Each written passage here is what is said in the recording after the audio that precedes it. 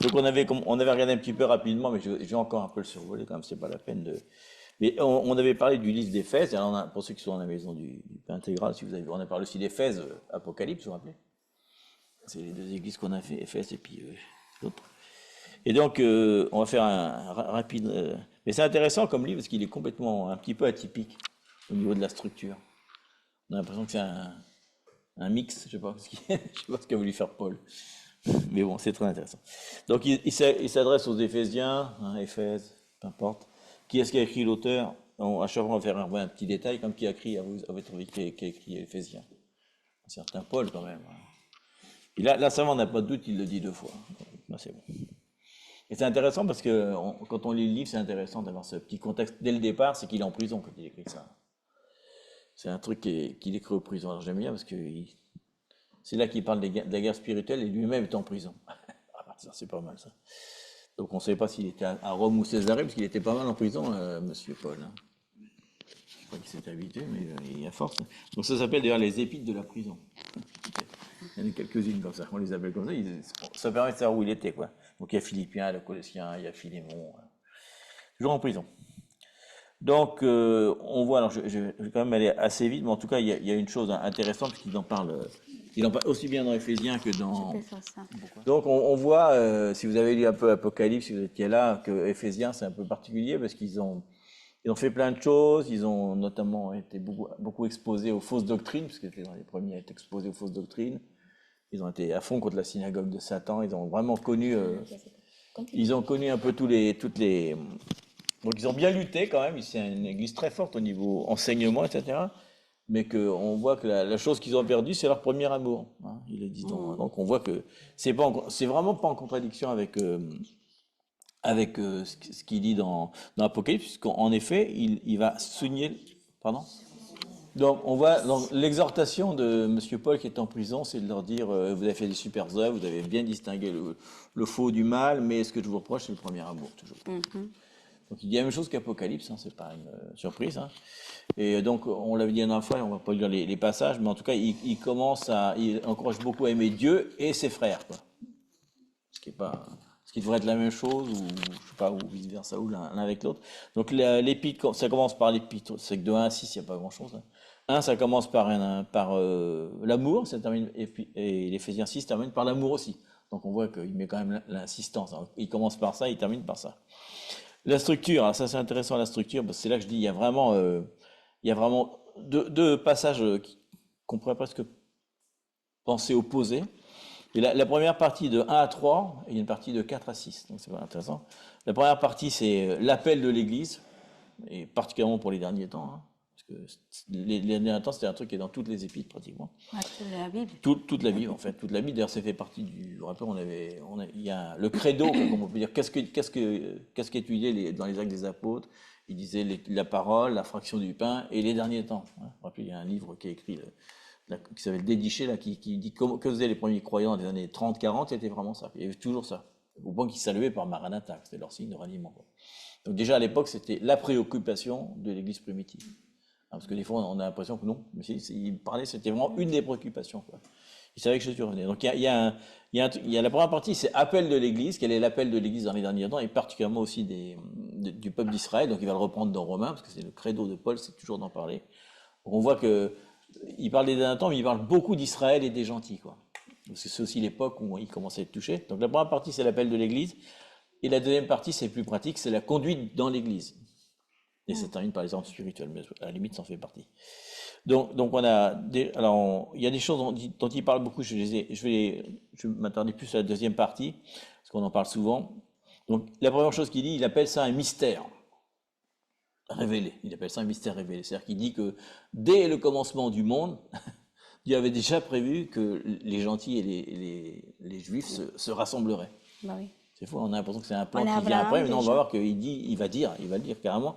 Dès le début, Dieu avait ce plan-là, de faire un seul homme, quoi, comme il dit. C'est là qu'on le fameux thème un seul homme, the one man, là. C'est-à-dire un seul homme réunit les juifs et les gentils en même temps. Donc il dit dès le départ, c'est différents thèmes, mais il dit que toutes les choses, aussi bien sur la terre que sur les cieux, sont réunies à la fin des temps, sous l'autorité de Christ, la tête de l'Église. Donc ça, c'est le message principal de tout le truc. Donc il donne par exemple trois choses par rapport à la Trinité, par rapport à ce que son... Bon, on va le voir un tout petit peu après. Mais on va voir après. En tout cas, il parle à chaque fois de la Trinité. Paul est vraiment très insistant là-dessus, hein. Il dit dans le premier thème, c'est le choix du Père que nous serions adoptés avant la fondation du monde. C'est la première chose. C'est le premier thème qu'il va développer, hein. Je l'ai fait dans l'ordre, c'est 1, 2, 3. Parce Paul, il est vraiment, quand il écrit, il fait des lettres très, très structurées. On voit une synthèse, une thèse. On voit, il dit, d'ailleurs, c'est pour ça qu'il y a sans arrêt, c'est pourquoi, et donc, et parce que, il fait des liaisons partout. Donc, si on lit le truc, on a vraiment c'est très fort, hein. Une lettre. Oui, c'est très fort. Donc, le choix du Père qu'on soit adopté avant la fin du monde. Ensuite, il parle du sacrifice du Fils qui nous libère de l'esclavage du péché, hein, et que les gentils vont en profiter aussi. Et enfin, il parle du sceau de l'esprit. Il dit que les bénédictions spirituelles ne viennent pas seulement du choix du Père ni de l'œuvre à la croix du Fils, mais aussi du sceau de l'Esprit, hein, qui va nous convaincre du péché. Donc, c'est les trois choses qu'il dit. Donc il dit qu'on était mort spirituellement à cause du péché, que maintenant on est comment dire, qu'on est séparé quoi, du prince du monde. Alors, donc il donne. Justifié. Et après il dit quoi? Il dit ensuite, troisième thème, après avoir fait ça, il dit Dieu est riche en miséricorde, nous a sauvés en Christ par son grand amour. Mais il dit on n'a rien mérité, c'était l'amour de Dieu, c'est la grâce de Dieu qui nous fait ça. Et donc il dit comment la grâce et l'amour accomplit trois choses. Donc ça, on en a parlé une fois, c'est fondamental. Il dit d'abord, il nous a donné la vie en Christ. Ensuite, il nous a ressuscités en Christ. Et ensuite, il nous a fait asseoir dans les lieux célestes. Donc vraiment la progression, hein, c'est vraiment très fort. Hein. Il faut déjà recevoir Christ, ensuite il faut être ressuscité pour avoir l'autorité, quoi. Mais c'est le cheminement du croyant, quoi. Le baptême, c'est un peu ça, hein. On donne sa vie, on est baptisé, on a une position de pouvoir. Donc il dit ça. Ensuite, la deuxième chose qu'il va développer, c'est l'unité, c'est un gros mot, mais enfin, c'est pas, l'unité corporative entre les gentils et les juifs. Hein. Donc, il dit que c'est cette union qui va établir la paix entre les gentils et les juifs à la fin du temps, quoi. Et ce qu'on disait tout à l'heure, il va créer un seul homme. Voilà. Donc ça, c'est vraiment toute la séquence de ce qu'il prépare. Et ensuite, voilà, ça c'est intéressant. Voilà ce qu'il dit. Alors on va le lire. C'est intéressant, mais le plus intéressant. Donc on va lire maintenant son fameux mystère. C'est marrant, maintenant pour nous, c'est plus trop un mystère.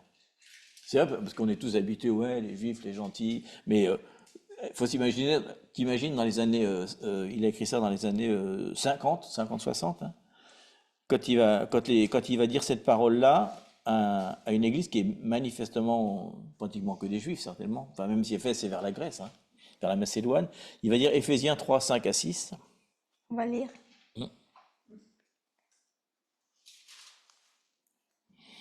Et pour eux, c'est un mystère. C'est marrant. Donc quelque chose qui était caché, etc., mais qui est fort. Hein. Enfin, qui veut le lire? Si quelqu'un veut lire, hein, allez. Éphésiens 3, 5 à 6. Merci. Ce mystère n'avait pas été porté à la connaissance des fils des hommes dans les autres générations, comme il a été révélé maintenant par l'Esprit à ses saints apôtres et prophètes.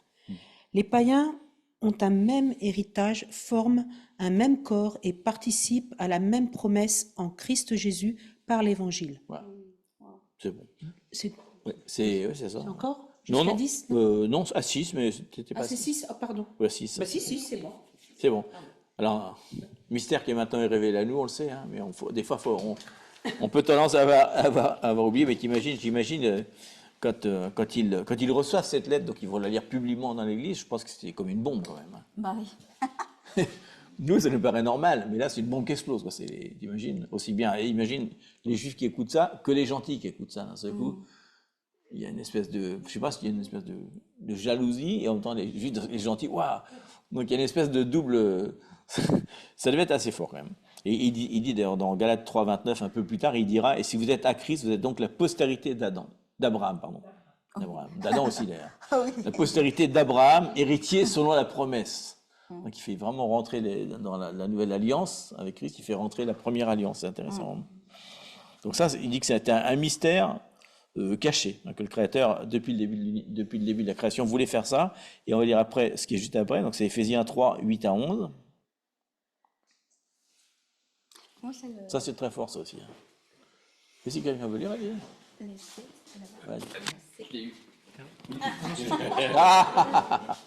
Tu sais pas lire, si, tu sais lire. Je ne peux même pas chercher c'est quoi le c'est Éphésiens 3, 8 à 11. C'est très fort cette phrase-là. Éphésiens 3, 8. Je suis le moindre de tous les croyants. Pourtant, Dieu m'a accordé cette faveur d'annoncer aux non-juifs la richesse infinie du Christ. Hmm. C'est pas la même version. 8 à 11. Continue, c'est bien. Voilà. Donc le 9, je dois mettre en lumière pour tous les humains la façon dont Dieu réalise son plan secret. Lui qui est le créateur de toutes choses, il a tenu caché ce plan depuis toujours, afin que maintenant, grâce à l'Église, les autorités et les puissances du monde céleste puissent connaître la sagesse divine sous tous ses aspects. Tout cela est conforme au projet éternel de Dieu qu'il a réalisé par Jésus-Christ, notre Seigneur, dans l'union avec le Christ et par notre foi en lui. Nous avons la liberté de nous présenter devant Dieu avec une pleine confiance. C'est bon, toi, t'es là. Donc j'aime bien, enfin, on va reprendre tous les points un petit peu. Il commence déjà par cette humilité que Paul avait. Il dit, à moi qui suis le moindre de tous les saints. Il se rappelle quand même d'où il vient, quoi. Il était là pour les persécuter. Non, j'ai pas vu le Seigneur non plus directement, je suis le moindre de tous les saints. Il dit c'est une grâce qui m'a été d'annoncer donc aux païens, il dit les richesses incompréhensibles de Dieu, et de mettre en lumière ce fameux mystère, quelle va être la participation cachée de tous les temps. Il dit bien que c'était caché de tous les temps en Dieu. Hein. Il dit qu'il a créé toutes choses, et il dit quelque chose d'après, il dit que grâce à l'Église, les dominations et les autorités dans les lieux célestes vont connaître la sagesse de l'Église, quoi. Et en plus, oui, la fameuse sagesse infiniment variée, quoi, de toutes les manifestations, etc. Donc, il dit selon le dessein éternel qu'il avait mis à exécution par Jésus-Christ. Donc d'un seul coup, il dit que même les puissances des cieux, hein, donc les grosses puissances du deuxième ciel, vont connaître la puissance de l'Église, quoi, carrément. Donc il dit qu'il y a plus grand que notre propre salut ou sanctification personnelle. Il y a une vocation, une espèce de vocation de l'Église en tant que corporelle, d'être représentant de la sagesse auprès des puissances et des dominations. Quoi. Et donc, bien sûr, parce qu'on prépare les derniers temps, quoi. On va préparer les derniers temps, on va soumettre le retour. Donc c'est très très fort, c'est extraordinaire. Donc on dit, alors aussi une autre chose, c'est donc ce que ça veut dire aussi, c'est qu'il est incorrect de considérer Israël simplement comme l'Église du Ancien Testament, et l'Église d'aujourd'hui qui serait comme l'Israël du Nouveau Testament, quoi. Il n'y a pas de séparation, quoi. L'Église, c'était déjà dans l'Ancien Testament, déjà les gentils, parce que c'était déjà préparé. D'ailleurs, Abraham lui-même n'est pas juif, il est juif que plus tard. Il vient des nations déjà au départ. Donc c'est très très fort, ça, parce qu'on a tendance à dire, bon, maintenant on a pris la place d'Israël. Non. On est toujours avec Israël, et encore plus, parce que ça c'est vraiment un mystère qui se révèle maintenant. Donc on ne va pas aller plus loin sur ce thème-là. Il va le redévelopper dans Galates, dans Romains, les branches de l'olivier. Donc on voit, le thème, et en fait, c'est carrément la vocation et la mission de Paul sur toute sa vie. Hein. Je pense qu'il a vécu pour ça, quoi, carrément, pour annoncer le rassemblement des deux peuples. Il était comme un pacificateur, une espèce de pont entre les deux, quoi. Et en fait, il a souffert pour les deux. Il a souffert pour les Juifs, c'est les Juifs qui l'ont persécuté, mais pour les gentils, pardon, qui l'ont persécuté, les Romains, mais c'est les Juifs qui l'ont dénoncé, quoi. Donc malgré tout, il a gardé cet amour complètement fou pour Israël, parce que lui-même était, il était romain et en même temps juif d'origine. En fait, c'est l'amour des dieux. Même. De Dieu, oui. Parce que Jésus, Oui. même, Dieu préparait son peuple uni, il ne voit pas séparé, il voit un seul. Et en prenant l'historique de Paul, c'est surprenant de penser qu'il a pris la personne la plus méchante contre l'Église, quoi, pour l'utiliser en disant, je vais l'utiliser comme un instrument, mais il faudra qu'il souffre beaucoup. Déjà, il lui dit à Ananias, hein, je vais l'utiliser, tu verras. Et l'autre, il dit, non. Ananias, qui veut dire la grâce est venue, quoi, et qui dit, quand tu vas utiliser Paul, il connaissait Paul, il avait tué des gens, comme c'était un meurtrier. Il était là quand Étienne était persécuté. Je pense qu'il a même envoyé des pierres, même. Il a récupéré les habits d'Étienne. Je pense qu'il était un vrai tyran, quoi. Et quand il tombe de haut, quand même, dans ce coup. Et c'est fort, parce qu'il se convertit quand même comme ça, quoi. L'autre, il y impose les mains, les écailles tombent, et d'un seul coup, waouh! Il rentre dans les églises, il dit, hop! Qui sait? Puis alors, mais il va payer ça. Hein. C'est comme un prix qu'il va payer, mais sa vie entière va être vraiment consacrée à ça, quoi. Il terminera. Donc, c'est des lettres très, très fortes, des épîtres, en fait, parce que c'est comme. C'est comme une lettre. Il n'y a pas tant d'églises que ça à l'époque. Donc, quand les lettres sont lues, ils se les passent, je pense, de église en église et dans les maisons, je sais pas. Donc, c'est très fort. Donc, chaque lettre, maintenant, quand on les lit 2000 ans après, On dit, waouh, quelle puissance quand même. Tout le plan est révélé. Pardon. Il y avait tellement intime. C'est pour ça que c'est surprenant de voir à Paul. C'est ça ce qui a un pouvoir, l'intimité, tellement fort que nous, je parle de nous, à cette époque-là, évidemment, c'est pas évident, mais pour nous, si on voit l'évangile, si je vois les disciples qui vraiment sont après à côté de Jésus, qui l'ont connu vraiment face à face, et on commence à lire Paul, la façon comme on l'écrit, c'est la même chose. Vraiment, c'est parce que jamais le vu. Jamais. Dans l'intimité, c'est ce qui est vraiment s'approcher au Seigneur et c'est révéler à lui-même. Mais je le trouve un peu encouragé pour nous, même si on Encourageant, voit, tu veux dire. encourageant, pardon, pas, même si on voit pas Dieu, parce que des fois on peut poser ces questions nous-mêmes. Parfois, oui, qu'on vient comment on dit, ces souffles de l'ennemi qui vient nous parler. Ah bah, est-ce que vraiment Dieu existe? Et l'incrédulité vient comme ça. Et je dis, mais oui, mais c'est l'ennemi qui utilise. Mais qu'on voit, c'est sa puissance qu'il y avait en lui, dans sa intimité, qu'il parle comme si je vois dormir, comme si on voit Oui, vraiment la personne. il est en contact avec Dieu, carrément. C'est pour nous dire, on peut arriver à voir sa unité. Et ça, on va Ouais. parler justement qu'est-ce que ça veut dire naître de nouveau. Et lui, il est né de Oui, nouveau. oui. Il est vraiment passé d'un royaume à l'autre. Et pour nous, c'est cette invitation aussi de passer d'un royaume à l'autre. Ça veut dire de ne pas rester dans ces... des fois, enfin, on va parler de tout ça après, mais c'est important de nous poser ces questions. Est-ce que vraiment on est de nouveau? On vit vraiment Il est d'en haut aussi. de là-haut aussi? Ou est-ce que on est plutôt de sa naissance mentale, émotionnelle, Oui, émotionnel. pour un Dieu qu'on connaît, qui fait grâce, qui fait parce que tout ce qu'on vient lire, qui fait des miracles, qui fait plein de choses. Mais est-ce que vraiment elle est dans notre cœur? C'est ça une question. Parce que des fois, on est oh, il va.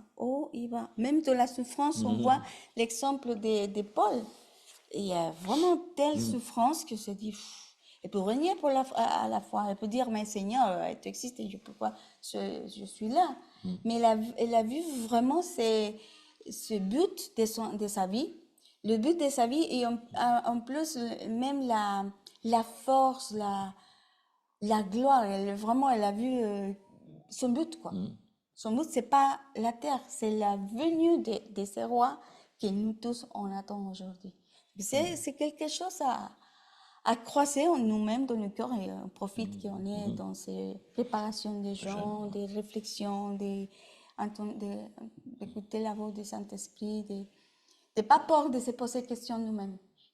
Parce que vraiment, les choses à venir, sera comme ça. On va vivre ça d'une façon puissante, d'une façon différente à notre époque, mais on voit que les choses se répètent. C'est vrai que ça préfigure, parce que C'est forcément, une préfiguration, exactement. si vraiment, dans les derniers temps, on va s'occuper de tous les juifs qui vont être expulsés ici, on sera persécuté à cause de ça. En plus, On ira en prison à cause de ça. il y aura des plaies. Et on voit que pour avoir un jugement des dieux qui sont vraiment les plaies, on voit que les dieux doivent s'installer au milieu de toutes les nations pour juger. Dieu jugeait finalement. Maintenant, c'est On en parlera finalement. à la fin peut-être. Oui, Hors tu ligne. sais Dieu. Donc, c'est des choses vraiment. Maintenant, on est dans sa préparation, dans la foi, dans la conquête, on peut dire, On va en parler après. de l'âme, de nos âmes, pour rentrer vraiment dans le destin de nos vies, finalement. D'accord. Et donc, j'ai une idée, pour avoir beaucoup d'intimité, il faut faire comme Paul, il faut aller en prison. Ben, Mais on a beaucoup de temps. On a un moment de non, temps. merci. Non, c'est une blague, mais c'était pour ça qu'il est en intimité, parce qu'en allant très longtemps en prison, et puis quand on est quand on est dans le problème comme ça, forcément on cherche plus Dieu, quoi. C'était sa seule raison de vie. T'imagines en prison comment il aurait pu survivre sans l'intimité avec Dieu. Il faut dire comme David. C'était un truc de survie. Seigneur, donne pas plus afin qu'on ne t'oublie pas, mais de moins afin c'est qu'on David dire ça, va... pas trop, parce que Pas sinon trop, après je vais ni t'oublier. moins. C'est ça, ça Mais bon. doit être nos prières, quoi. C'est pas de rentrer dans... On y sera, on aura le temps de parler. Ensuite, donc, alors ça, c'était la première partie, donc on voit qu'il fait le plan de l'Église, et après, il va dire comment est-ce qu'on va accomplir ce plan dans l'Église, si on n'a pas toutes les caractères, il va travailler un petit peu sur le caractère de comment se conduire dans l'Église, et à la fin, donc, il va terminer, donc il dit, une fois qu'on a compris le plan, donc on a toute la compréhension, qu'on s'est préparé selon le caractère, alors seulement on peut prendre les armes spirituelles. Et après, vous pouvez prendre les armes spirituelles et utiliser enfin ce que je vous ai dit avant, cette résurrection, cette position dans les lieux spirituels hauts, quoi, dans lesquels l'Église va faire connaître aux dominations et aux puissances la sagesse infiniment variée de Dieu, quoi. Donc la première chose qu'il insiste, c'est le gros passage, on va lire, c'est Éphésiens 4, 1 à 6. On l'avait dit à la fois, il va parler de marcher dans l'unité, marcher dans la sainteté, marcher dans l'amour, marcher dans la lumière et marcher dans la sagesse. C'est les 5 choses qu'il va nous demander dans l'Église. Alors c'est carrément, c'est plus que valable, hein. C'est exactement ce qu'on doit faire encore maintenant, ça n'a pas changé, il n'y a pas de changement. Je peux lire maintenant. Donc Éphésiens 4, 1 à 6 dit, je vous exhorte donc, j'aime bien le mot exhortation, moi, le prisonnier dans le Seigneur, il rappelle qu'il est en prison, à marcher d'une manière digne de la vocation qui vous a été adressée, en toute humilité, en toute douceur, avec patience, vous supportant les uns les autres avec charité, c'est dur, vous efforçant de conserver l'unité de l'esprit par le lien de la paix, car il y a un seul corps et un seul esprit, comme aussi vous avez été appelés à une seule espérance par votre vocation. Il y a un seul Seigneur, une seule foi, un seul baptême, un seul Dieu, et Père de tous, qui est au-dessus de tous, et parmi tous, et en tous. Bon, on peut écrire 3-4 livres déjà avec ça. Il a déjà mis un paquet là quand même, hein. Donc on va voir 3 choses. Donc il va dire, il va exhorter à l'unité. L'exhortation, c'est quand même, c'est un mot un petit peu fort, c'est reprendre en même temps. Il les exhorte. S'il leur dit ça, c'est qu'il y a des problèmes. Il leur dirait pas ça. Si tout va bien, il leur dirait pas ça. Parce que ça fait partie de l'amour, hein. Donc il va les exhorter à l'unité. Ensuite, il va leur donner quelques éléments pour avoir l'unité. Et enfin, il va dire comment on peut ensuite préserver l'unité. C'est bien beau de faire un truc, mais il faut continuer. Donc il exhorte déjà 3 vertus, hein. Il dit l'humilité, la douceur et la patience. Il dit que c'est vraiment parce qu'on aurait pensé que c'est des dons presque, mais en fait il dit non, c'est ce qui va permettre d'avoir l'unité. Comment on peut avoir l'unité? Si on a l'humilité, la douceur et la patience. Alors pourquoi? Parce que l'humilité, donc c'est une opinion humble de soi-même, donc ça permet avec les autres d'être moins vindicatif, on va dire. La douceur, c'est différent. Douceur, c'est ce qui n'est pas rugueux, ce qui est pas. Donc il faut être pas trop rugueux avec les autres, il faut être un petit peu lisse, quoi. Les valets. Non, mais un petit peu, douceur, c'est ça. C'est pas que la douceur, on pense souvent à la douceur, mais quelque chose qui est doux. C'est quelque chose qui n'est pas rugueux, quoi. C'est aussi ça, hein. Parce que le mot est à double sens, hein, en grec, hein. Et la patience, donc c'est endurer les autres, quoi. Mais c'est ça, c'est fort, parce que c'est se considérer moins que les autres, être doux avec eux, et puis supporter leurs différences d'opinion, quoi. Il dit que si on ne fait pas ça, on va avoir du mal à avoir l'unité quand même, hein. C'est quand même déjà un truc du caractère. En fait, c'est trois dons qu'il utilise, mais qui sont pour l'unité dans ces cas-là, et non pas pour les dons eux-mêmes, quoi. Ensuite, il donne des éléments d'unité. Donc, il dit qu'il y a un seul Seigneur, chef de l'Église, rappelez-vous, il n'y a qu'un seul chef, hein, vous n'êtes pas le chef des autres, c'est lui qui dirige, hein. Ensuite, il dit il y a une seule foi, un seul baptême, donc l'identification avec Christ, bien sûr, un seul Dieu Père, qui est au-dessus de tout, il est souverain, il vit à travers les croyants, il se manifeste dans les croyants. Donc déjà, il leur rappelle, savez-vous qui est le chef de cette église? C'est pas vous, quoi. Donc si chacun se soumet au chef, c'est plus facile, quoi. Parce que sinon, un tel voudrait dominer l'autre, etc. Rappelez-vous, quoi. L'unité, c'est vraiment ça. Et là, on voit vraiment qu'il parle pas, parce que des fois, ça peut être très dévié. On pourrait dire, c'est de l'œcuménisme. Pas du tout. Là, il parle vraiment qu'il y a un seul Dieu. Il n'y a pas d'autre Dieu. Il y a un seul baptême. Il n'y a pas de. Il veut pas dire tout le monde parce qu'on croit tous en Dieu. On est tous frères et sœurs. Il rappelle vraiment c'est pour ça qu'il insiste tellement sur la doctrine au début, pour pas qu'on croie que c'est aussi un sac qu'on peut mélanger n'importe qui. Et je crois en Dieu. Viens. On va tous se mettre ensemble. C'est vraiment Christ. Et Christ et personne d'autre. Il n'y a pas une autre idole ou personne d'autre qui peut s'y mettre, quoi. Donc c'est important parce que malheureusement, c'est des fois pas comme ça. Et ensuite, on va lire Éphésiens 4, 7 à 16, qui est juste après. Il parle après, donc comment on va maintenant préserver l'unité. Une fois on a changé son caractère, qu'on a compris qui était le chef, comment on va le préserver. Il est long celui-là. Marilyn. Si tu as Louis II, c'est bien. Éphésiens 4, 7 à 16. Mais à chacun de nous, la grâce a été donnée selon la mesure du don de Christ. C'est pourquoi il est dit, étant monté dans les hauteurs, il a emmené des captifs, et il a fait des dons aux hommes. Or, que signifie il est monté, sinon qu'il est aussi descendu dans les régions inférieures de la terre? Celui qui est descendu, c'est le même qui est monté au-dessus de tous les cieux, afin de remplir toutes choses.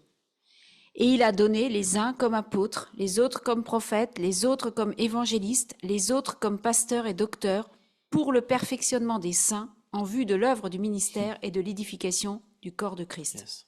Jusqu'à ce que nous soyons tous parvenus à l'unité de la foi et de la connaissance du Fils de Dieu, à l'état d'homme fait, à la mesure de la stature parfaite de Christ.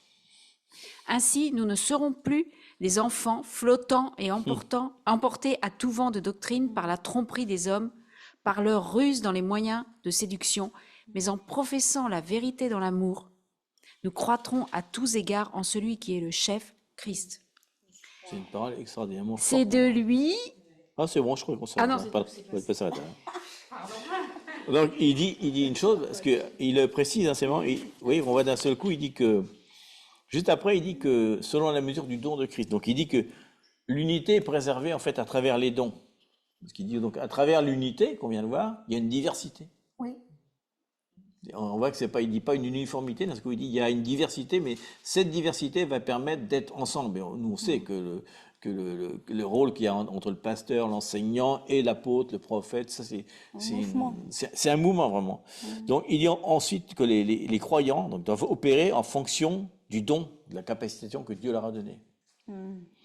Donc il dit bien aussi, l'objectif des dons, c'est quoi? Il dit, c'est perfectionner les saints dans leur œuvre ministérielle, de service, quoi, etc.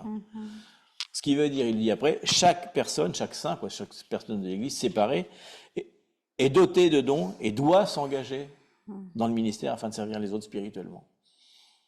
Il dit, c'est donné à tous les saints. Il dit, tu peux pas te dire, non, mais je le garde pour moi, j'en fais rien du tout.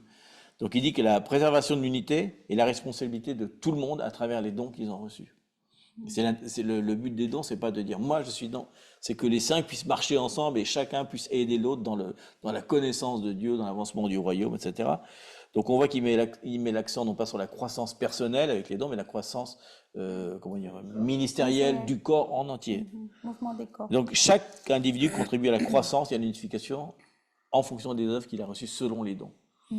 Donc c'est fort, d'un coup il dit comment on va préserver l'unité en mettant ces dons en pratique et chaque personne doit les utiliser. Il n'y a personne qui peut dire non, j'ai pas un don. Non, parce que et ils doivent tous participer parce que s'ils ne participent pas, ils empêchent les autres de rentrer dans l'unité.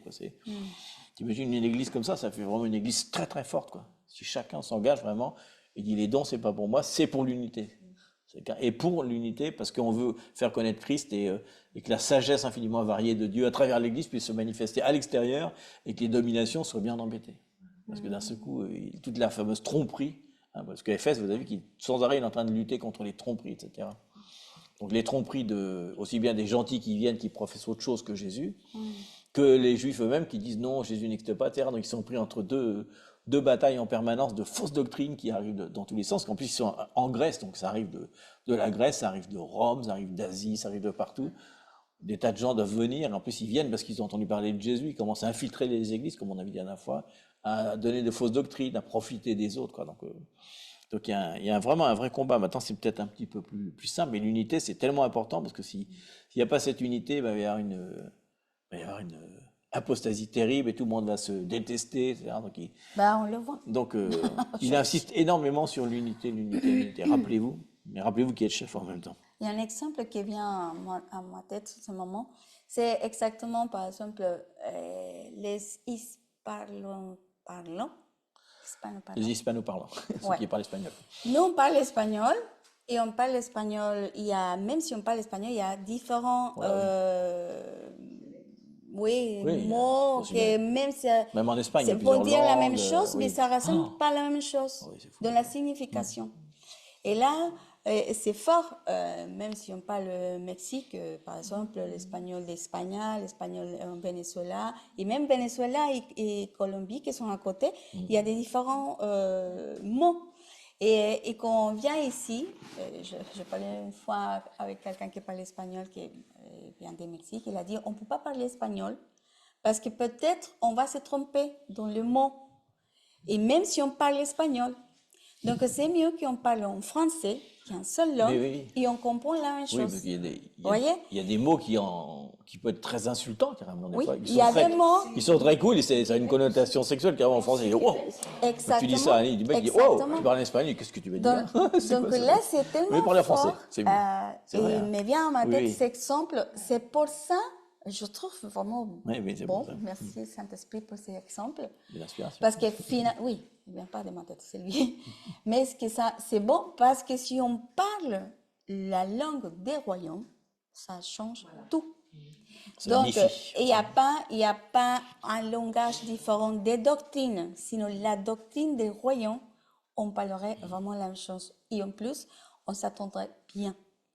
Donc, je pense que c'est ça en ce moment que l'Esprit de Dieu, qu'on voit ces versets, enfin ces passages, nous parle de ça en fait, de rentrer dans le langage des royaumes pour glorifier le Seigneur. Vas-y. C'est pour ça que le parler en langue, Ça aide. c'est vraiment merveilleux. Oui. Ah oui. On se Carrément. comprend. Je suis toujours émerveillée de voir comment c'est l'esprit qui nous unit, Exactement. que le parler en langue, c'est le chemin. Oui, oui. Mhm. Et quand on s'arrête, on écoute, on est ensemble. Et quand tu as lu le verset là où il est question de l'unité de la foi, j'avais le feu vraiment dans la bouche, mais c'est cette unité, c'est l'esprit qui le fait. Exactement. Parce qu'on parle la même langue. Et ces langues d'esprit, c'est important parce que chacun vient avec ses pensées, par exemple, quand on va faire quelque chose. Chacun porte son charge, son pensée, son argument. Mais quand on vient d'abord, on laisse tout, on rentre en langue, on rentre dans l'esprit, il nous s'aligne à son cœur. Et une fois, on est tous ensemble avec lui, on peut recevoir vraiment le plan du Seigneur. Ou l'instruction que le Seigneur va nous donner. Et ça, c'est vraiment fort. Et on doit pratiquer ça, parce que même, je parle pas simplement de l'Église, sinon entre familles, dans famille, dans l'unité des couples, plein de choses. Mais des fois, on laisse ça simplement comme un exercice d'Église. Dommage, parce que c'est le centre. C'est même quand on parle espagnol, je parle des couples qui parlent espagnol et qui sont de différentes nations, pour arriver à ça, à la diffusion des communications, même s'ils parlent la même langue. Mais si on parle dans le royaume, dans le même... on s'appelle ce que Dieu dit, change tout. En plus, quand on est dans le quotidien, dans une difficulté, ça vient souvent comme ça, parler en langue, la solution vient. Mais C'est vrai, elle c'est n'est pas vrai. humaine, Ça, c'est vrai. elle vient du ciel. Ça, c'est vrai. Oui. Ça, franchement, c'est Amen. effarant. C'est une exhortation pour nous tous. C'est une exhortation. pratiquez. Clairement. C'est pour ça que, d'ailleurs, le livre d'Éphésiens, c'est un livre que d'exhortation. Oui. C'est un fou, hein? Il exhorte tout le temps. Pardon. Vas-y. Je vais plus loin. Dans l'église, quand on a à faire des choses, si on commençait par prier en langue, passer du temps ensemble devant une situation où on ne sait pas quoi faire, Ça aide. prier en langue, on trouverait la solution. Pas la solution avec notre chair, mais la solution de l'esprit. Amen. Amen. Donc, c'est ce que je disais tout à l'heure par rapport à. On voit vraiment qu'il va faire vivre dans l'unité, vivre dans la sainteté, vivre dans l'amour, vivre dans la lumière. Mais c'est incroyable comme on a vraiment. Ça suit, quoi, carrément. Une fois qu'il a terminé le thème de l'unité, il fait un autre thème, il change de thème. Il mélange pas les thèmes, quoi. D'un seul coup, on voit qu'il a vraiment. Et il écrit en prison, donc il n'a pas d'ordinateur. Hein. Dans sa tête, c'est très clair, quoi. C'est très clair. Et pourtant, il est loin de l'Église, mais il donne des principes. Parce que c'est la révélation de l'Esprit, c'est pas pour sa propre chair. C'est pour ça. La deuxième, je veux dire, parce que c'est très très long. J'ai pris la version second 21, c'est intéressant. On va voir quelle est son exhortation à la sainteté. Alors, ça fait mal, c'est une vie entière qu'il faut faire. Donc ça suit, parce qu'une fois qu'il a terminé l'unité à 16, il va continuer de 17 à 32. sur la sainteté. Donc j'aime beaucoup la version second 21, elle est sympa, il dit « Voici donc ce que je dis et ce que j'affirme ». J'aime bien ça. Comment ça commence le truc? Voilà ce que je dis et j'affirme dans le Seigneur, vous ne devez plus vous conduire comme les non-croyants qui se laissent guider par la sottise de leurs pensées. Le mot sottise est marrant. Ils ont l'intelligence obscurcie. Ils sont étrangers à la vie de Dieu à cause de l'ignorance qui est en eux et à cause de l'endurcissement de leur cœur. Vous vous rappelez la fameuse sclérose du cœur qui dit. Ils ont perdu tout sens moral et se sont livrés à la débauche pour commettre avec avidité toutes sortes d'impuretés. Mais vous, ce n'est pas ainsi que vous avez appris à connaître Christ. Si de moins c'est lui que vous avez écouté, et si c'est en lui que vous avez été enseigné, conformément à la vérité qui est en Jésus. Donc il continue après ce qu'il avait dit déjà avant, il dit « On vous a enseigné à vous débarrasser du vieil homme qui correspond à votre ancienne manière de vivre et se détruit sous l'effet des désirs trompeurs, à vous laisser renouveler par l'esprit dans votre intelligence et à vous revêtir de l'homme nouveau, créé selon Dieu dans la justice et la sainteté que produit la vérité. » Donc il a fait tout ce truc, et toujours la fameuse liaison, et c'est pourquoi, une fois qu'il a dit tout ça, si vraiment vous n'êtes plus des imbéciles, il dit dans vos pensées que vous n'êtes pas obscurcis, votre cœur n'est pas endurci, alors si vraiment c'est pourquoi, voilà qu'est-ce qu'on va voir dans la vie réelle, vous débarrassant du mensonge, à chaque fois il dit le non et le pour, vous débarrassant du mensonge, dites à chacun la vérité.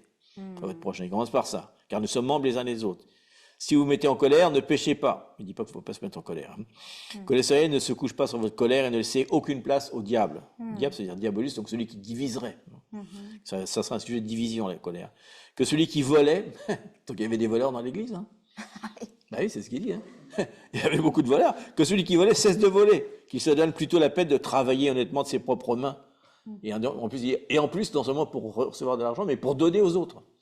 Ouf, le mec il volait, il dit maintenant travaille et donne aux autres. C'est un vraiment changement radical.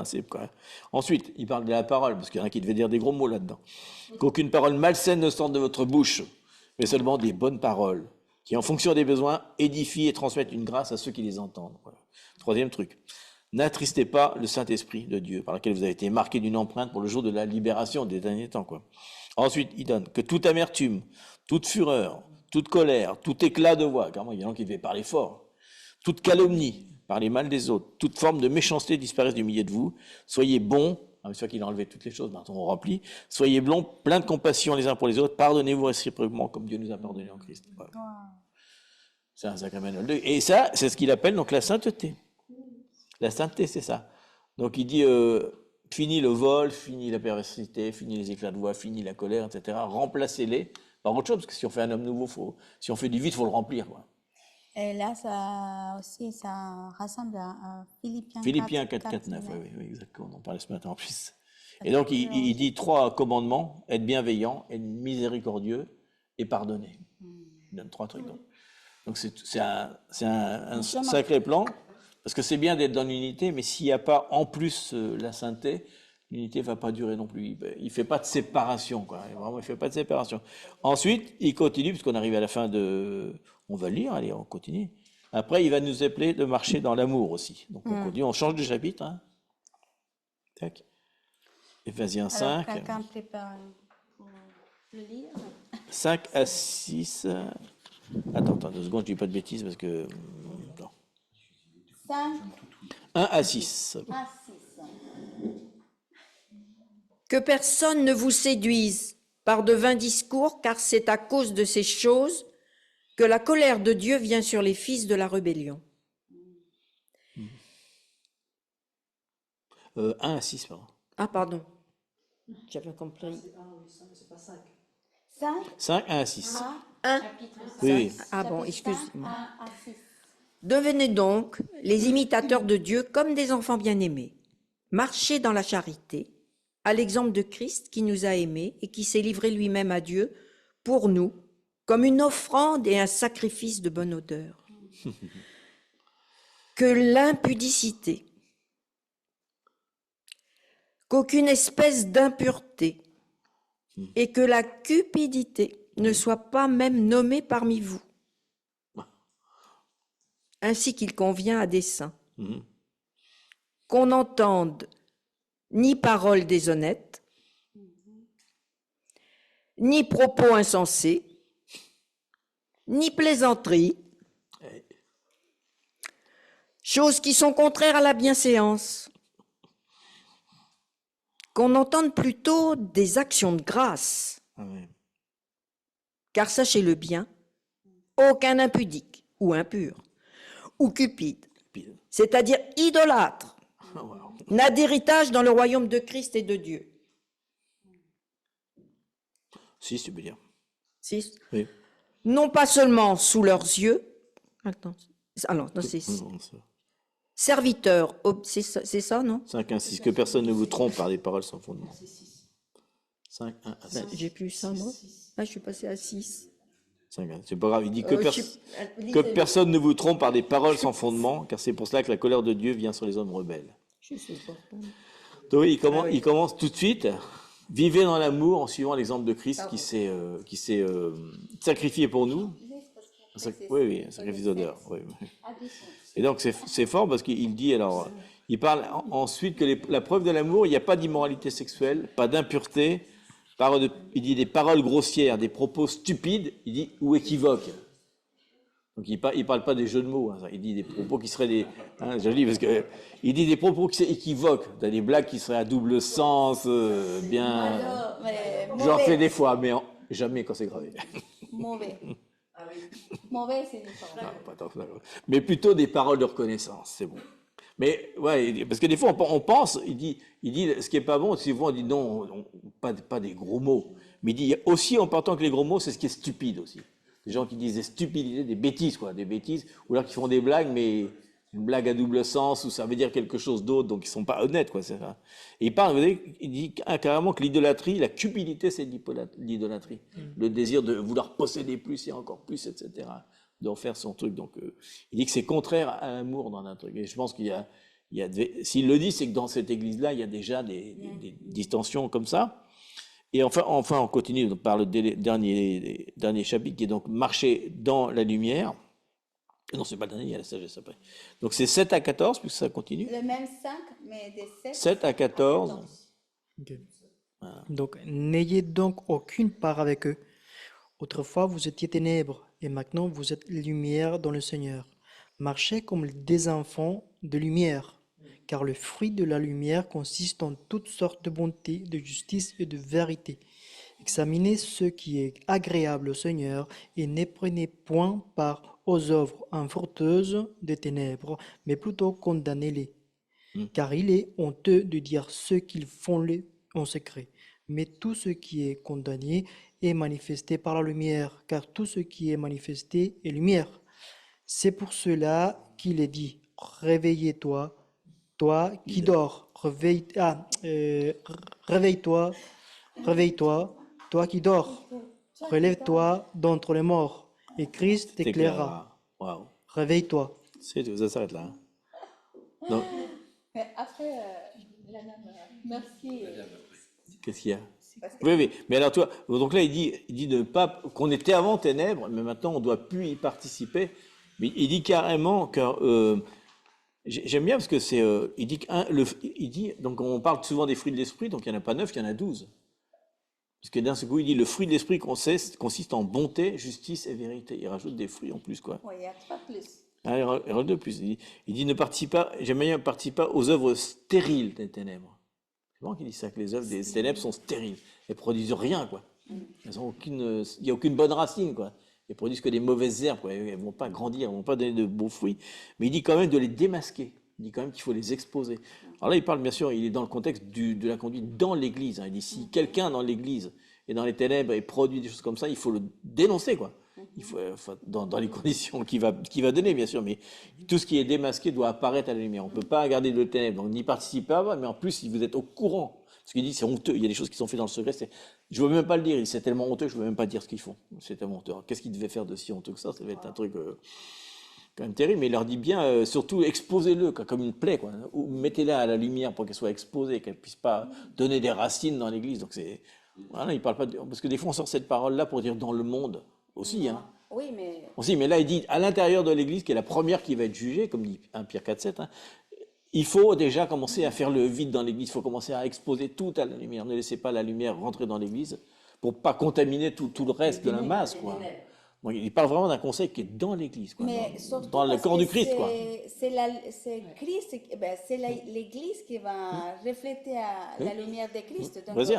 c'est pas simplement parce que c'est la première juger, c'est simplement parce qu'on doit être la lumière. Exactement. Et pour être la lumière, il faut absolument que toutes ces choses sortent à la lumière.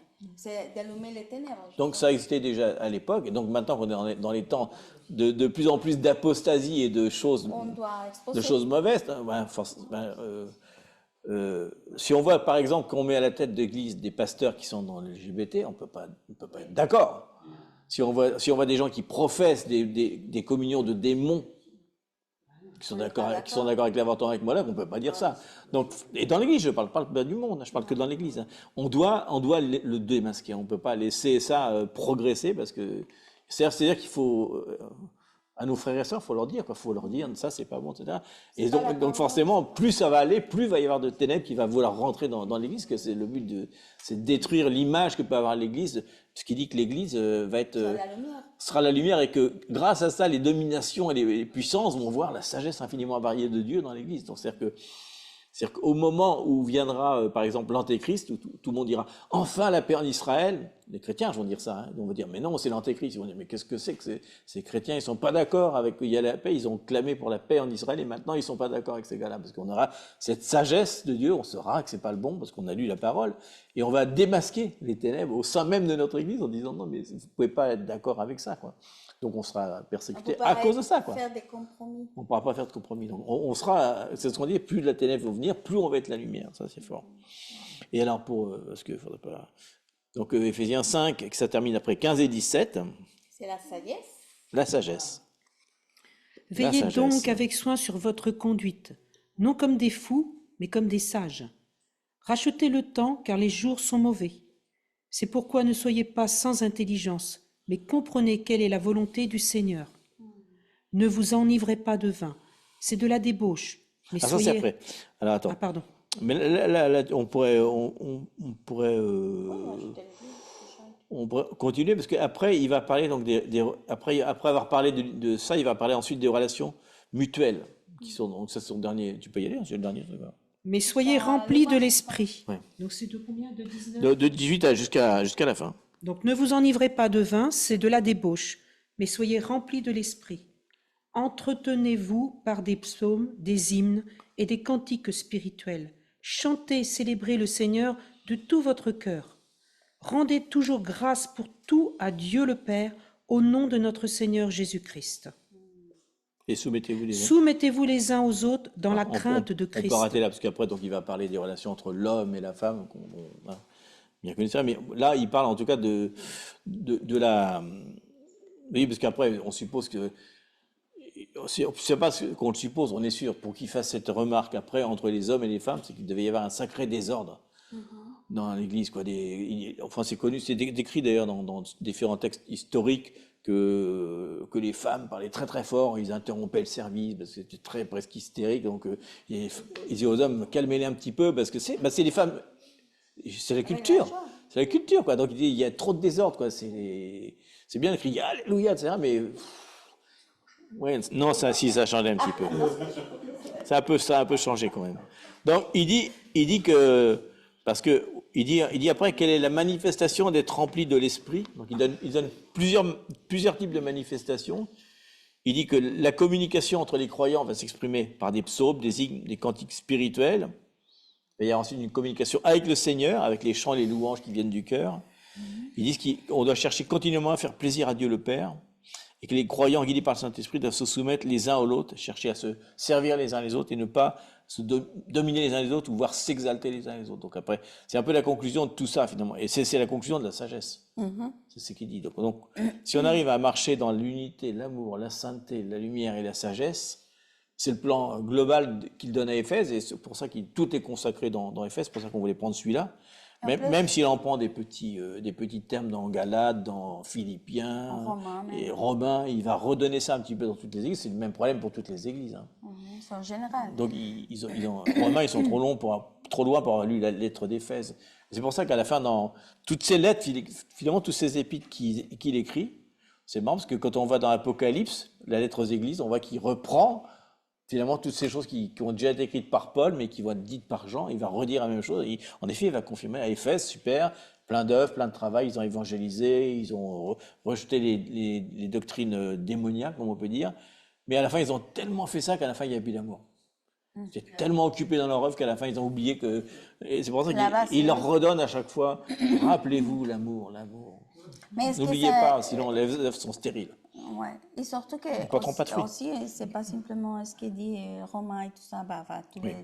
les disciples, sinon aussi au début de la parole, les prophéties d'Isaïe, tous parlent de la même chose. En fait, si on peut lire la parole comme ça, on voit que on peut faire des lignes comme autoroute qui parlent de la même chose jusqu'à la fin, au début jusqu'à la fin. C'est impressionnant. C'est pour ça que quand on voit le rouleau aujourd'hui de la Torah, c'est comme ça. Et en fait, c'est ça qu'on voit vraiment tous les passages. C'est pas simplement Ancien et Nouveau Testament, c'est vraiment tout, comme une seule autoroute. Et aussi, c'est impressionnant parce que finalement, les principes de la sagesse, c'est la crainte Crainte du de Dieu. Seigneur. Et la crainte de Dieu vient d'obéir. Donc, on voit que vraiment, c'est la soumission de ça, des autres, mais aussi dans l'amour. Et l'amour, c'est qui? C'est Christ. Parce qu'on voit l'amour comme quelque chose sentimental, romantique, mais l'amour vrai, c'est Christ. C'est ça, parce que c'est lui l'amour.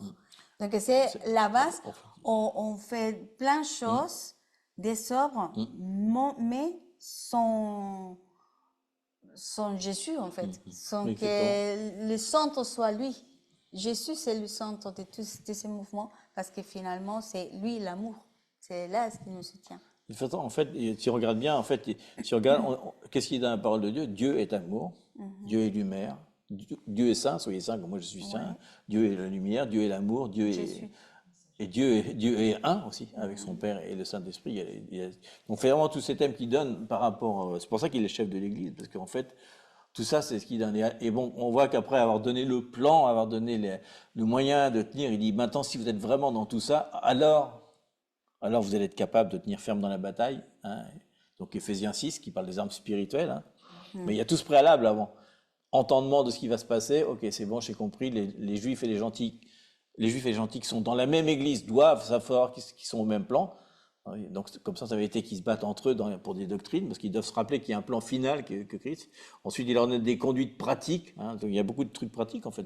Ne pas mentir, ne pas... C'est des trucs pratiques, mais aussi des trucs spirituels par rapport au TM. Et à la fin, il dit, et vous vous rappelez, on l'avait dit, il commence par le mot et maintenant que j'ai dit tout ça, le plus important, les armes spirituelles. D'ailleurs, l'arme spirituelle numéro 1 qui va parler, c'est la prière, finalement. Donc, il va leur rappeler que, après avoir fait tout ça, il faut se rappeler que maintenant, alors Éphésiens, ça a commencé, puisque Éphèse, ils sont déjà envoyés en prison, hein, donc ça a commencé, ils parlent de la synagogue de Satan, ils sont déjà jugés par les empereurs romains, donc ça a déjà commencé, mais il dit qu'il va falloir maintenant prendre des armes spirituelles.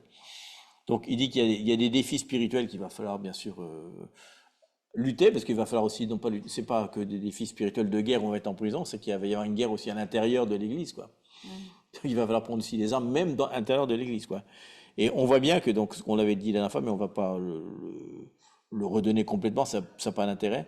Et on voit que chaque composant de l'armure, vous vous rappelez, c'est une référence en fait au sacerdoce. Donc il le rappelle bien, hein, comme il dit, il a fait de vous un royaume de sacrificateurs, que Jésus revient pas comme un guerrier, mais comme un sacerdoce. Hein, même si ça fait partie d'une guerre, mais c'est une guerre spirituelle, quoi. Donc il leur donne... Parce qu'en fait, c'est une guerre des autels. Une guerre d'autel, exactement. Donc Et il nous donne les vêtements du on a prêtre, tendance quoi. de voir vraiment comme guerrière Voilà. des armes. Ici, vraiment, c'est les sacerdotes, parce que le monde spirituel, ils nous sommes spirituels. On ne peut pas séparer la chair de... Nous sommes spirituels. Tout ce qu'on vit, c'est spirituel. Donc, le fait, tout vient de la création même, que c'est Jésus. De là, est-ce qu'il vient tout et tout. On est même le sens de la créativité, tout vient de lui, de s'inspirer pour Jésus. Donc, si on voit même la façon de ce que nous serions fait, c'est des sacerdoces, de voir vraiment les sacerdoces qui nous sont appelés pour le Seigneur. Et là, c'est ce qu'on va développer justement, qu'est-ce que ça veut dire. Pas ici, là-bas. Ah, Donc, ce qu'on a déjà fait la dernière fois, mais vous l'aurez, parce qu'à chaque fois, il fait une référence à Ésaïe, à Jérémie, il y a toujours une référence quand il parle de. En fait, c'est tout l'habit du sacerdote, en fait, puisqu'il lui dit il dit qu'il faut mettre déjà un pantalon, etc. Et qu'après, il faut la ceinture la ceinture. S'il n'y a pas la ceinture, il n'y a rien qui tient. Là aussi, tout tombe. Hein, tu peux faire ce que tu veux. J'ai l'arme de la parole, mais tu mets où? Si tu n'as pas la ceinture pour mettre le truc. C'est la donc, ceinture de la vérité. alors, en fait, Paul fait une double référence aussi bien, puisqu'il était romain, il fait aussi, il y a un truc par rapport aux guerriers romains. Exactement, c'est ça. C'est une double interprétation. D'ailleurs, j'ai un livre énorme qui s'appelle les armes de la guerre, par rapport au contexte romain de l'époque. Quoi. C'est carrément très fort, parce qu'il avait une connaissance des deux. Quoi, des deux. En fait, on voit que c'est aussi bien gentil, finalement, que juif, quoi, les deux images qu'il donne. Quoi. Donc, il parle de la cuirasse, bien sûr, aussi, où il y avait l'éphod, là où il y avait les 12 pierres d'Israël, et qui parle donc de la justice, parce que c'était là qu'il déclarait la justice, ça me rappelle avec l'Urim et les Films, un truc comme ça. Il y avait cette histoire de justice, et dans Deutéronome, il y a marqué « Nous aurons la justice si nous mettons en pratique les commandements de l'Éternel ». Du coup, on voit la justice comme une autre image plutôt sacerdotale que la justice au niveau de la guerre. C'est une justice différente. Quoi. C'est la justice et la vérité, justement, la donc, obéissance. Donc il parle de du Seigneur. la foi, le zèle. Bon, tout ça, c'est des choses. De toute façon, on vous passera le texte, donc vous pourrez les lire, toutes les références dont il fait. Et le casque du ciel, je n'y vais pas. Et l'épée de l'esprit, on va pas en parler non plus, parce qu'en fait, il fait toujours référence à d'anciennes choses, mais c'est toujours vraiment, faut vraiment se rappeler qu'il dit que dans les derniers temps, on va être des sacerdotes, quoi, des prêtres, quoi. Et on va lutter avec tous ces éléments-là, c'est important. Donc ensuite, on a. On va pas développer ça. Non, ça serait vraiment très long, mais bon. On va faire à part. Mais c'est vraiment un appel à garder la foi, à annoncer la paix, à l'évangile, à être dans la justice, dans l'obéissance. Tout ce qu'il dit, en fait, c'est marrant parce qu'on a l'impression qu'on va prendre des armes spirituelles super fortes. Non, il dit que le seul fait d'être dans l'obéissance à la parole de Dieu, donc d'aimer les autres, c'est déjà une guerre. La bannière de l'amour, c'est une guerre. En fait, il dit pas des choses très. Il dit pas qu'on va prendre des chars, hein, et on va tirer des fusils sur les autres. C'est ce qui va se passer dans la réalité, certainement. Il va y avoir des guerres naturelles. Mais nous, c'est des armes spirituelles. Comme. Et c'est tellement important pendant que tu as cherché l'autre partie. C'est que si on marche dans la vérité, si on marche dans les armes de justice, ça veut dire que c'est juste. La justice, c'est vraiment être d'accord à la vérité, dans l'obéissance du gouvernement laquelle nous soumettrons, ça veut dire à Christ, le royaume des dieux. Le fait d'arriver à quelque part, on est déjà les armes en nous, on arrive, l'autorité elle est là. Pourquoi? Parce qu'on est aligné à ce que la parole dit. Immédiatement, peu importe la puissance qu'il faut avoir dans l'endroit ou l'atmosphère, même si c'est ténébreux, on arrive et tout doit se soumettre automatiquement.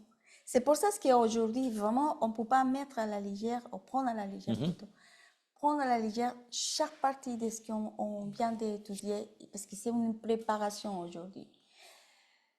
J'aurais bien, ce que j'avais dit tout à l'heure, c'est de poser des questions, de nous poser des questions. Vraiment, comment est-ce que je vis? Je vis dans la vérité de ce que la parole dit. Je me soumettre à ce que la parole dit, parce qu'on peut, on peut être d'accord dans ces mouvements, de l'esprit de l'ennemi, des ténèbres qui nous souffrent. Oh, c'est l'égalisme. Tu ne peux pas y aller là-bas. Va. Non plus, oui, un petit peu, mais pas tout. Hein. Il y a des mots qui peuvent sortir autour de nous et dans nos pensées. C'est extrême ce que tu dis. Des fois, on peut entendre ça. Ça même on passe des chapitres, des versets dans la parole qu'on peut faire ça. Ah non, c'est fort ça, je ne le lis pas, je ne le touche pas parce que c'est fort. Il y en a 3-4 notamment qui sont extrêmement puissants. Nous, on l'a lu, j'ai dit... Dans Pierre, dans Jean. Même si c'est surprenant parce que je me rappelle, surtout 1 Jean 3, c'est fort. Pour moi, la première fois, c'est tellement fort. Et je disais, ok, mais c'est un peu extrême. On peut dire, ouais, mais on est dans la grâce. Hein? Mais, qu'est-ce qui va, si on vient Globalement, il dit celui qui pêche est du diable, quoi. Oui, elle le dit ça, elle le dit comme ça. Or, on pêche tous les jours. Mais quand vous commencez à lire Il faut vraiment chaque le contexte, quand même. verset, chaque parole, ça fait mal.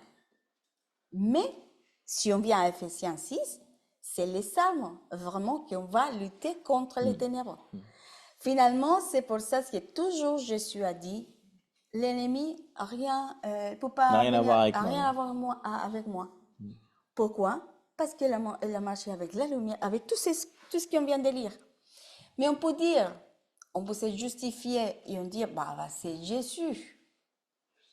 C'est Jésus parce que si Jésus est Dieu, il y avait la puissance, c'est Il Jésus. était homme, quand même. Mais non, on passe à Paul, on passe à Pierre, on passe à les sortes qu'on vu vraiment la crainte de Dieu marcher vivement au milieu d'un peuple qui avait des ténèbres. Et on parle des mêmes disciples qui sont passés et on peut pas se justifier. Et je pense qu'en ce moment, c'est ça ce qu'on parle de la sainteté, dont on parle de la pureté, dont on parle de sa fiancée, ses épouses de Christ, C'est ça. qui vient pour nous dire, alors lève-toi, purifiez-vous, préparez-vous, parce que mon retour est proche. Mais qu'est-ce que ça dit? On peut le prendre, oui, yes, merci Seigneur, mais quand la puissance va venir, maintenant on le voit dans notre travail, dans l'atmosphère, Ouais. dans il y a tout, on voit, on touche un petit peu.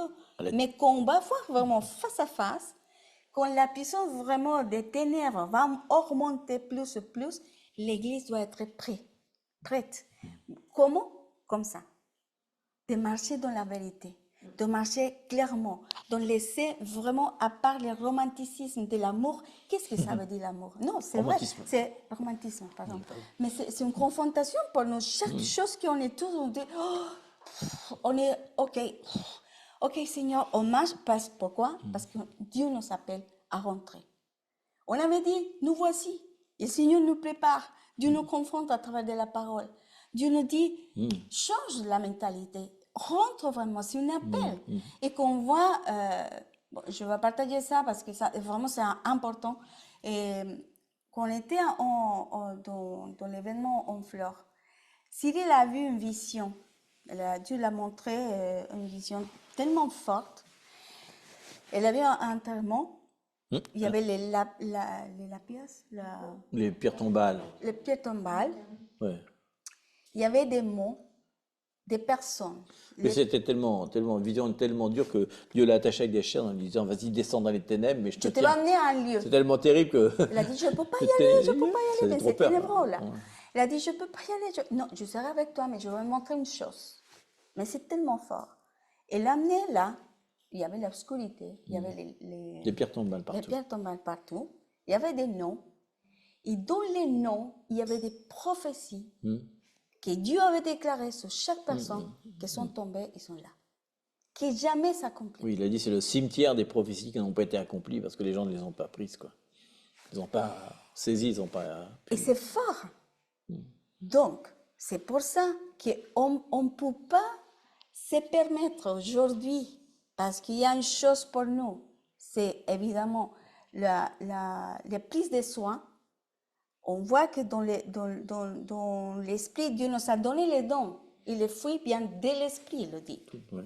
Tout vient de l'esprit. Sauf la maîtrise de soi. Mais sauf la maîtrise de soi. Il y a un choix. C'est une chose que Dieu n'est pas. Dieu n'est pas maîtrise de soi. Il est tout Non, amour, parce que paix, Dieu nous a donné la liberté. mais pas la liberté. C'est Mais pour l'homme, Dieu- ça. Oui, Dieu nous a donné la liberté et Dieu nous a montré le choix. C'est le choix. La décision, quoi. Pardon? Vas-y. Ah non, c'est Non, en c'est bas. Christine. non.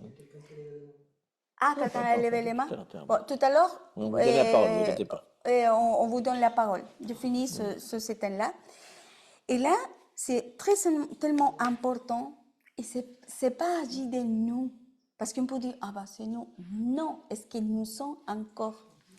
Et chaque partie de nous, on est partie de ces petites cellules où les mouvements bougent ensemble, dont l'esprit vive en nous. Christ, nous sommes, chacun de nous sommes l'Église. L'Église, c'est pas ça. L'Église, c'est pas un endroit. L'Église, c'est pas Ah un bah non. bâtiment. L'Église, c'est moi. Je suis l'Église. Donc, dans l'Église, qui habite Jésus. C'est pour ça il y a plus de révélations en ces moments tellement forts. Je ne sais pas comment vous dire ça, mais justement, chaque partie des cellules, c'est comme si je passe les doigts ou l'ange, je sais pas. Le corps marche comme ça. Il n'est pas bien. Donc, s'il y a quelque chose, chaque prophétie, chaque mouvement, chaque assignation qui est le Père, parce qu'il le dit dans la parole, c'est le Père qui a préparé d'avance les œuvres pour qui? Pour nous. Il y a un nom. Il y a un nom. On ne peut pas dire, ah oui, c'est des prophéties. On peut dire comme ça, parce qu'à la fin, on est déçu, parce que jamais ça s'accomplit. Mais qu'est-ce qu'on doit faire afin que ces prophéties s'accomplissent ces paroles? C'est d'entendre. Seigneur, je toujours donne les mêmes exemples.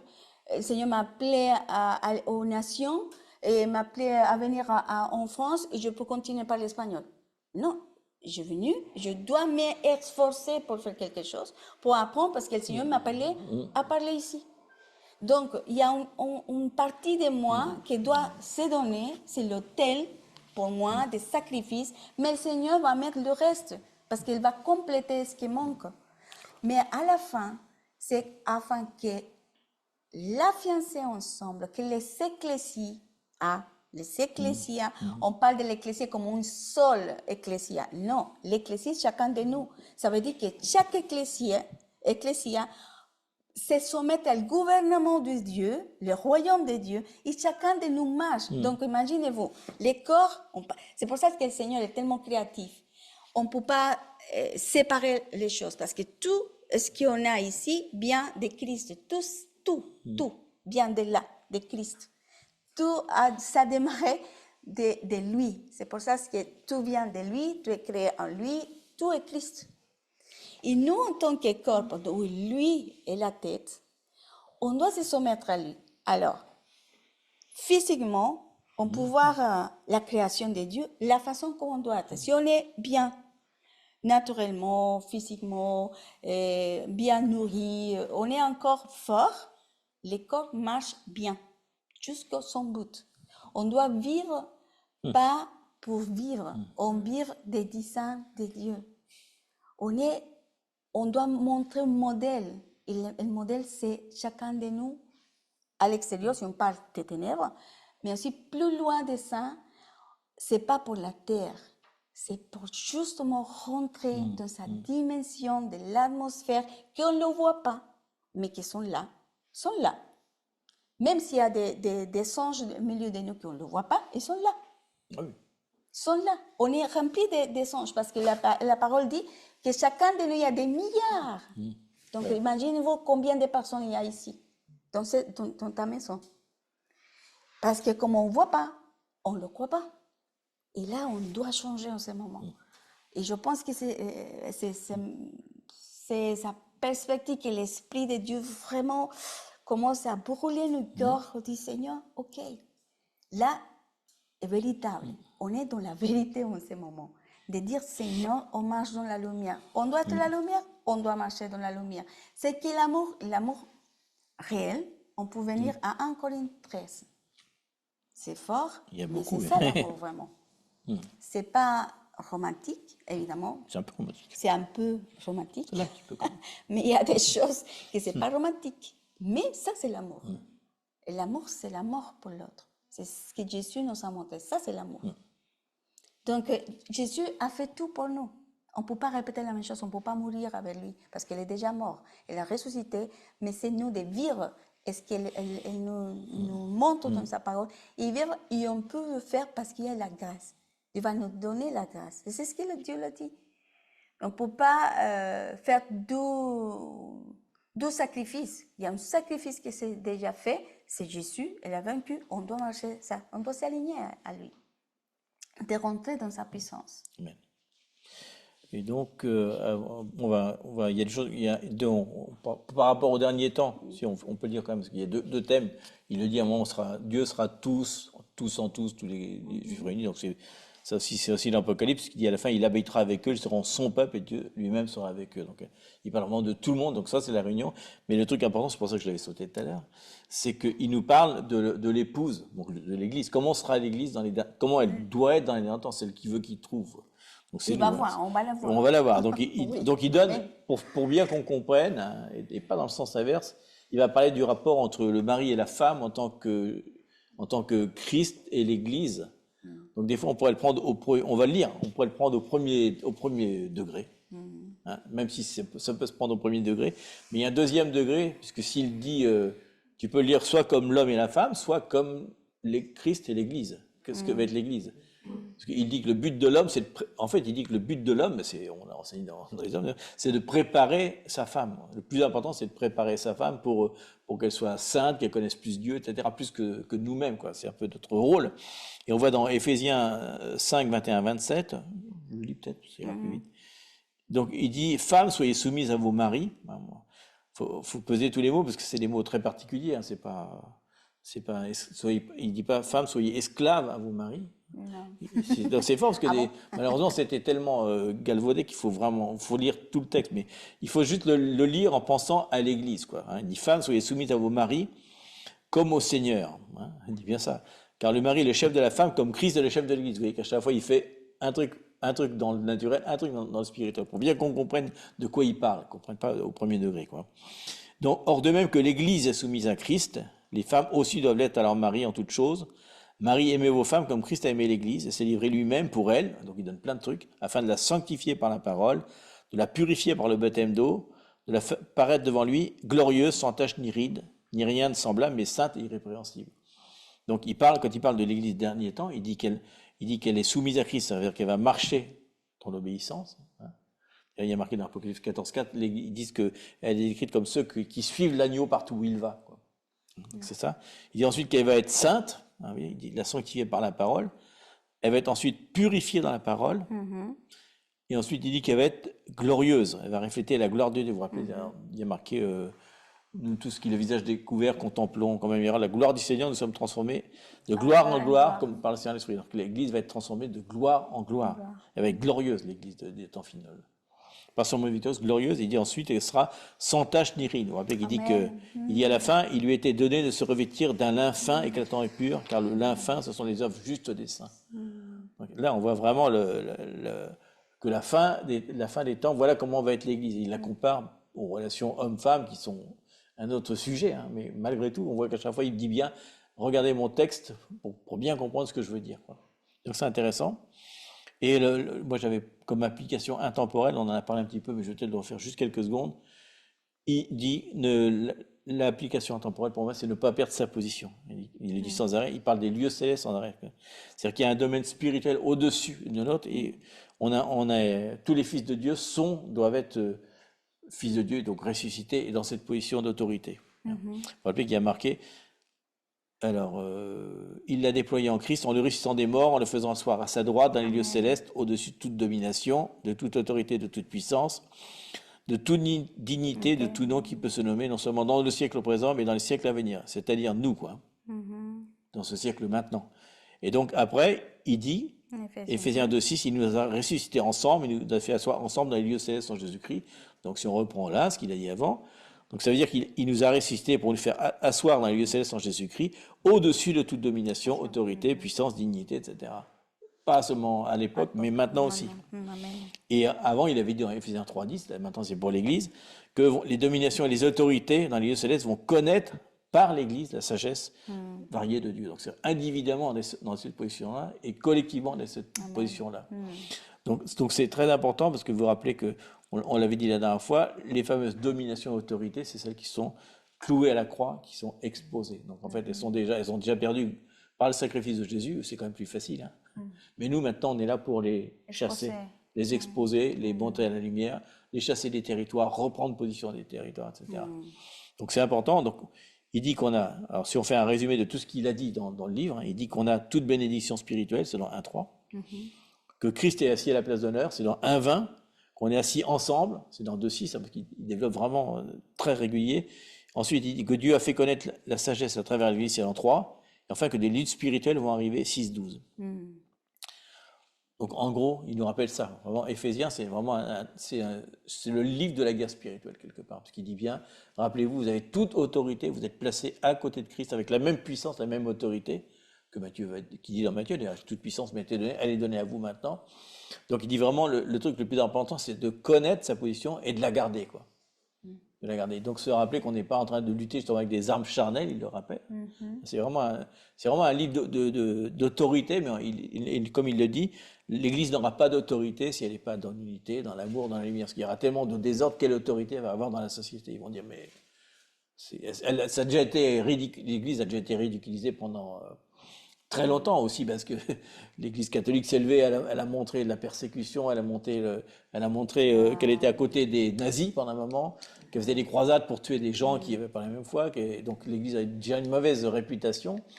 Mais maintenant, l'Église est en train de restaurer son image. En tout cas, c'est à nous de le faire maintenant.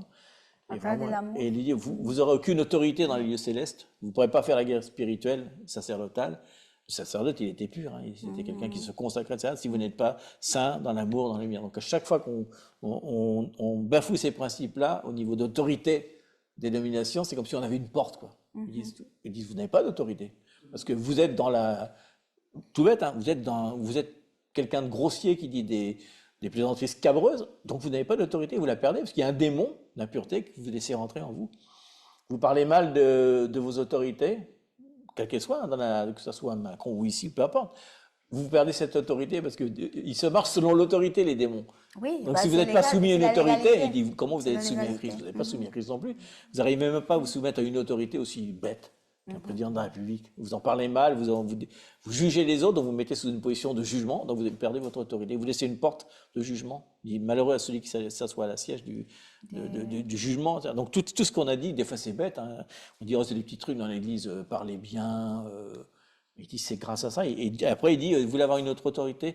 Louez le Seigneur, adorez le Seigneur, faites des louanges, faites des cantiques. Quand vous faites ça, vous prenez une autorité céleste, quoi, qui descend sur vous, la présence, la gloire de Dieu vient. Mais, donc c'est pour ça que la lutte spirituelle est très très forte dans Éphésiens. C'est un livre vraiment clé, je trouve, dans l'ensemble des différentes églises, quoi. Il y en a d'autres, bien sûr, hein. Mais celle-là est particulièrement forte, quoi. On peut lire, pour finir, Éphésiens 4. Je pense que c'est aussi une partie de ce qu'on doit faire. On va le relire. Réjouissez-vous, le fameux 4-4. On va sortir de toutes les situations. Réjouissez-vous toujours dans le Seigneur. Le fameux 4-4. Mais on va un 4-9.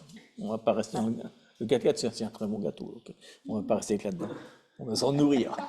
Ben oui, c'est bon. C'est pour ça qu'on peut s'en nourrir. Réjouissez-vous toujours dans le Seigneur.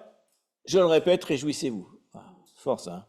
Que votre douceur soit connue de tous les hommes, car le Seigneur est proche. Oh, oh. C'est fort, ça, c'est inquiète, hein. Ne vous inquiétez de rien. Mais faites en toute chose, faites connaître vos besoins à Dieu par des prières et des supplications et des actions de grâce, qu'il avait déjà dit dans Éphésiens. Oui. Et la paix de Dieu, qui surpasse toute intelligence, gardera vos cœurs et vos pensées en Jésus-Christ.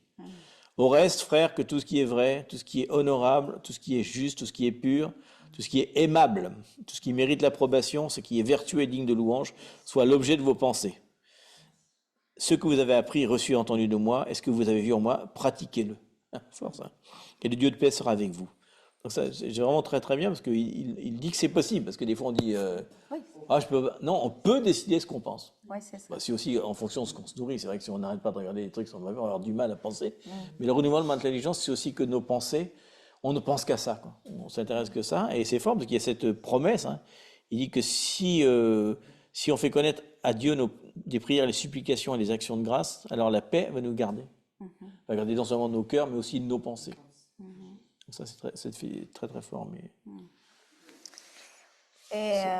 oui, c'est fort. En fait, quand on lit tous ces trucs-là, toutes les épîtres, etc., j'ai l'impression qu'il n'y a pas un mot en trop. On a l'impression qu'il a fait un tri dans sa tête. Je sais pas, tu peux pas dire il y a un mot. Non. Même les liaisons, c'est pourquoi. Et donc, on voit quand même Paul que c'est quand même. Ouais, bon. En même temps, c'était un homme extrêmement intelligent, Paul, quoi. Parce que s'il faisait partie de le maître qui servait, le fameux maître, comment il s'appelle, Gamiel, un truc comme ça, Gamaliel, c'était le seul qui obligeait ses étudiants à connaître la Torah par cœur. Pas y rentrer si elle ne connaissait pas par cœur, mot par mot. Donc c'était déjà une exigence. Parce qu'à l'époque, c'était pas comme maintenant, il fallait prier, maître, s'il te plaît, enseigne-moi. C'était pas comme maintenant, il y a des gens, ils ouvrent leur truc, tout le monde venait à moi. Non, il fallait mériter l'enseignement, quoi. C'était un truc. Donc forcément, quand il a une connaissance extrêmement forte et les paroles sont très puissantes, il connaît le sens des mots, il Je pense quand il écrit la lettre, c'est Luc souvent qui reçoit le document. Il est précis, quoi. Il dit pas un mot, il doit réfléchir extrêmement à la manière que la carte, quand elle est lue, sur ça vraiment. C'est pour moi qu'on dit être une bombe, c'est vrai. Quand on lit ça, dans l'Église maintenant, c'est encore une bombe. Quand on lit Philippiens comme ça parmi nous, ça nous choque quand même. Parce que tout ce qu'il dit, comment ça peut être, tout ce qui est bon, vertueux, aimable, j'imagine, digne de louange, ce qu'on peut dire, qu'on n'a pas de honte à dire en public, quoi. Et c'est à ça qu'on doit penser en permanence. C'est difficile, hein, parce que les pensées, c'est le terrain de bataille Maintenant, c'est le terrain de bataille, quoi. Est-ce que dans le sorson, quelqu'un Voilà. a levé la main, si vous voulez C'était là. partager? Notre petit panorama d'Éphésiens. Ah, peut-être, je sais pas. Non, des fois, c'est une main qui va. Ouais, c'est ton curseur. Ouvre votre Mais si Bible. certains veulent parler, allez-y. Jésus nous le dit, parce qu'il faut que je fasse un changement dans le son. Non, c'est ton curseur. Ah, ok, bon. On va prier et on va pas, et on laisse rester là Restez parce là, qu'on va partager quelque chose après. Mais je On t'aurais pas. va prier pour sceller ces jours, ces paroles vivantes qui rentrent vraiment profondes, qui nous transforment à l'image de Christ, que nous soyons vraiment ton épouse, Seigneur, sans tâche, pure, comme tu commences vraiment à la préparer. Et vraiment, c'est toi, Saint-Esprit, qui prépare ces épouse. Et vraiment, nous sommes partie de ces mouvements de ton esprit qui nous appelle. Et c'est à nous de choisir le bien ou mal. C'est nous à choisir le chemin, mais il est déjà devant nos yeux, Seigneur. Seigneur, tu as mis la barre très haute. Des fois, quand on lit ça, on se dit, je ne vais pas y arriver.